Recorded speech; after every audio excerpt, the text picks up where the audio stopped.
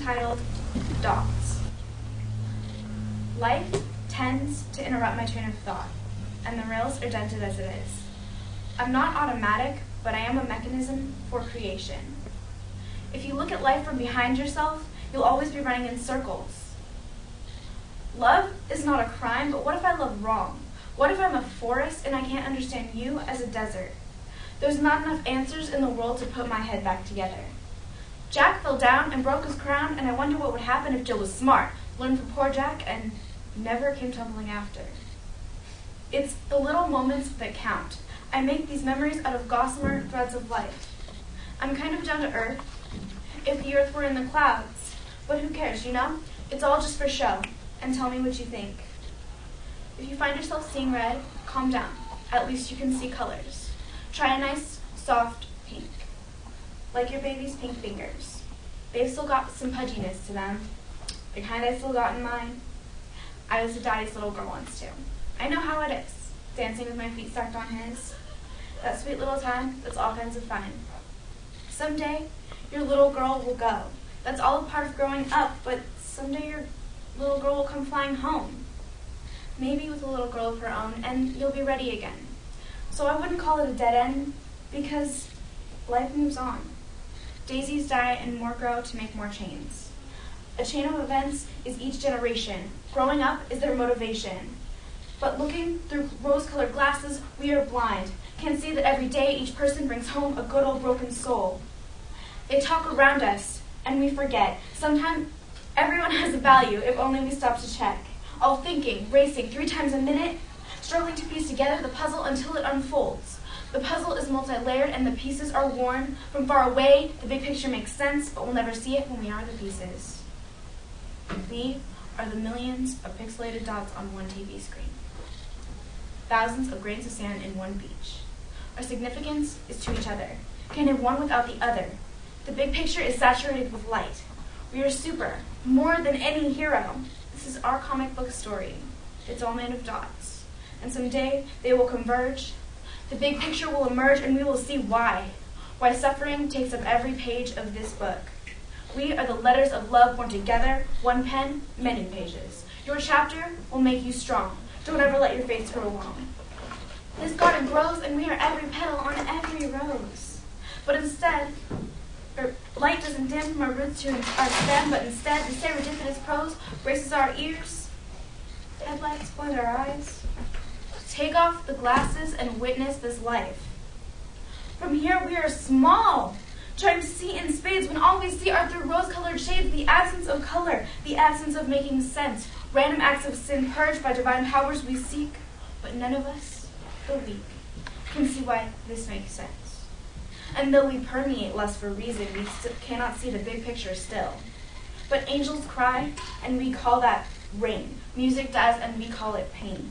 All explanations we make up as we try to piece together the puzzle, I am content to always be looking for my piece. Travel the world, be hit by strange bullets, and die for something. Because there is a reason, and that's all that I need. However I live will be for all that I die.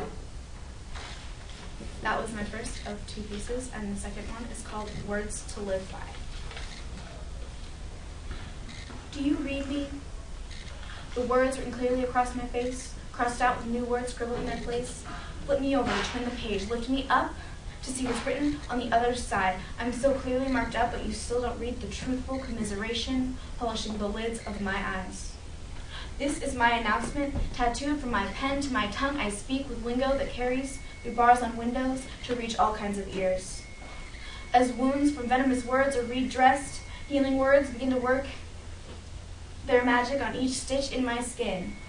If you can see my words, there's no need to listen. But so many of us don't open our eyes after birth. Our cultures stay closed off as we figure life out. As we learn to be imprints of ghosts, the words wrap us up in their blanketing folds, but we don't understand them. And I hand these words to you with one request that you think about them. Think about everyone you love. And think about everyone you love and all of your luck. I think life on my sleeves because I know that luck isn't just luck. It's a state of mind that you bring from the edges of reality into the center of desperation for meaning to devour. And look at how beautiful all lives are. Beautifully broken, and I'm thankful for it. We take for granted the taste of fresh air and sunlight because we aren't buried in a dark, abysmal cave. When we speak, people listen, and we echo each other to spread the message. It's not that we can't think for ourselves, it's that we are eager for the message to be spread from colossal hand to small, pudgy fingers, and so on from race to religion. I want to scream, but not from anger or from despair, but because I want to. And everyone should be able to want to. Everyone should be able to take off the layers and layers of mind-blocking weights that padlock our lips and numb our beliefs and just let themselves scream. From seeds to full-blown trees, we are words that grow more powerful by each benediction of our pasts.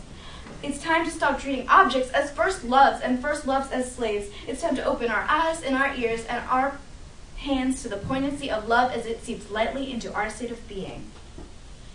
My ears are ringing with the love I have for this life. And with all the heels overhead and laughing as I trip, I'm okay with everything I face. And I want you to scream if you need to, because while every day might hurt more than the next, I promise one word, and you'll feel better. One word that squashes all inhibitions you have about emotions. Tears are no more a sign of weakness than objects of affection, because who you love says nothing about you until you do. I'm powerless to life, so I love it. Submit to its whims without fighting it, but I can still shout at it whenever I want to. The more I scream, the more I get the urge to pour out everything I've ever felt. The more words I speak, the more I want to share myself. And I want you to share yourself too, because I'll take some of you with me wherever I go. Your words left behind will be imprints of the you I know, and I'll remember and I'll reminisce and I'll be so nostalgic I cry. But the matter of each word you spoke will be threaded around my toes, and no matter how much I let the beast trample on my feet, your words and mine will be my protection in armor that shines. And forevermore after I go, I will still have my voice. And without a choice, I'll write my own happy ending, so I can dictate every detail of this everlasting insatiable need to voice what it means to be me. Thank you.